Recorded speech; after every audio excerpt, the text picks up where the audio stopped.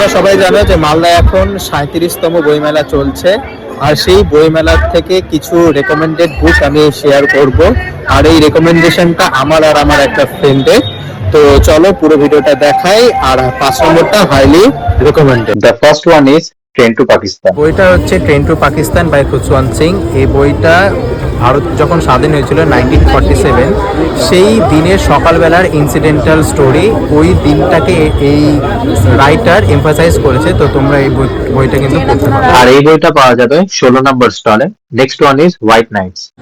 এই বইটা হচ্ছে একটা ইয়াং ড্রিমি লোনলি বয়ের লাভ স্টোরি নিয়ে। তো তোমরা অবশ্যই পড়তে পারো 18+। এটা পাওয়া যাবে 28 নম্বর স্টলে।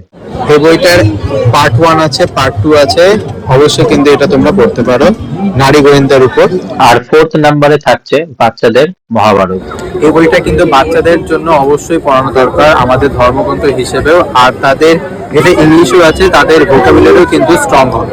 তো এটাও 4th নাম্বারে আমি রেকমেন্ড করছি। আর লাস্টে আমি রেকমেন্ড করছি রাস্কিন বন্ডের লেখা। আমার one of my favourite other Ruskin বন্ডের হরর অমনিবাস।